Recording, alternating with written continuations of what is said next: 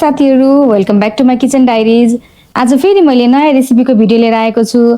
आज चाहिँ म अचारको रेसिपी देखाउँदैछु अनि अलि सुक्खावाला ड्राई अचार बनाउँदैछु। मैले त्यसमा चाहिँ लसुन, बदम, भटमास अनि अरू चिजहरू पनि हाल्छु अनि एकदमै मिठो हुन्छ, सुक्खा हुन्छ। हजुरहरूले खानासँग अनि अथवा अरू कुनै खाजासँग पनि खान सक्नुहुनेछ। भिडियो अन्तिमसम्म हेर्नु होला अनि कस्तो बनेको छ हेरेर कमेन्ट गर्न पनि नभुल्नु होला है त। म सुरु गर्छु। सुरुमा चाहिँ सबै रोस्ट गर्ने कुराहरू रोस्ट गर्ने अनि त्यसपछि त्यसलाई मिक्सर ग्राइन्डरमा पिस्ने। साथीहरू, मैले चाहिँ अब के हाल्ने भन्ने कुरा सबै निकाल्छु पहिला भाँडामा अनि त्यसपछि यसलाई एउटा रोस्ट गर्छु। फेरि पछि निकालेर भने पछि बिर्सिहाल्छु कि म, त्यही भएर सुरुमा निकालिहाल्छु सबै कुरा।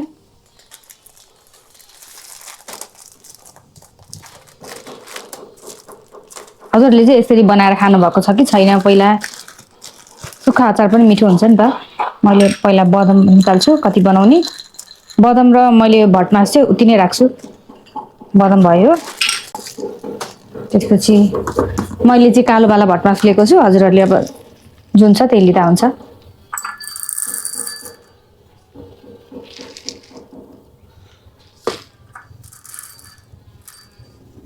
भटमास अलिकति थोरै राख्दा पनि हुन्छ बदमभन्दा। त्यसपछि मैले सेतो तिल लिएको छु। हजुरसँग जुन तिल छ त्यही तिल हालेर बनाउनु होला। यो चाहिँ काँचो हो सबै, कुनै पनि भुटेको छैन। अनि सुकेको खुर्सानी पनि म 2टा लिन्छु।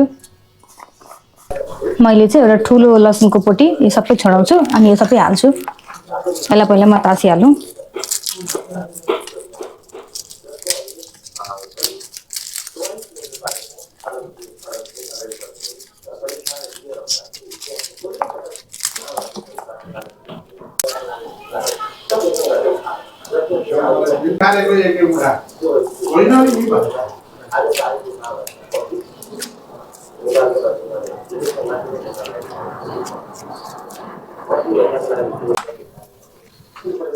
साथीहरू, मैले सबै तयार गरेँ। अब चाहिँ म रोस्ट गर्न थाल्छु।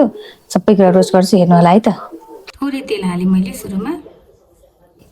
म चाहिँ छुट्टै छुट्टै गरी भुट्छु। हजुरहरूलाई चाहिँ अब एकैचोटि भुट्दा हुन्छ जस्तो लाग्छ भने एकैचोटि भुट्दा पनि भयो, किनभने सबैको पाक्ने टाइमिङ डिफ्रेन्ट हुने हुनाले भुट्दै निकाल्दै गर्छु म चाहिँ।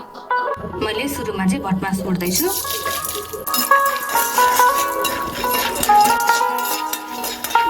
अब चाहिँ बदम,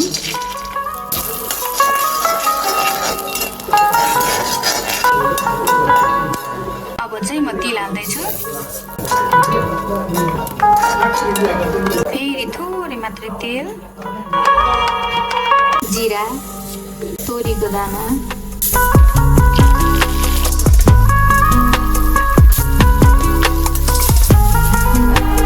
तिमुर, अलिकति हिङ।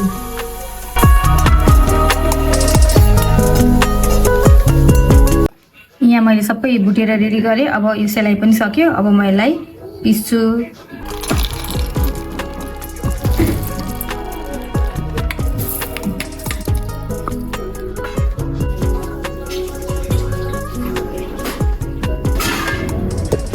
यस्तो भयो। अब यसमा चाहिँ कागती हाल्न मलाई भने चाहिँ हाल्नु होला, नहाल्दा पनि हुन्छ।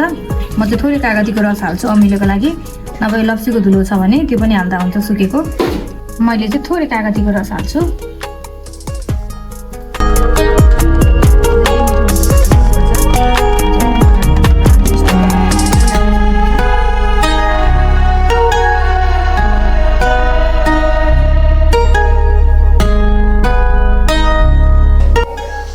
हेर्नु साथीहरू, बनेर तयार भयो। एकदमै मिठो भएको थियो। हजुरहरूलाई चाहिँ भिडियो कस्तो लाग्यो अनि हजुरहरू पनि एकचोटि घरमा बनाएर खानुहोला। भिडियो मन पर्यो भने लाइक, सेयर अनि च्यानललाई सब्सक्राइब गर्न पनि नभुल्नु होला है त। यस्तै नयाँ कन्टेन्टहरू फेरि ल्याउने छु। त्यतिन्जेलसम्मको लागि bye bye. Thank you for watching.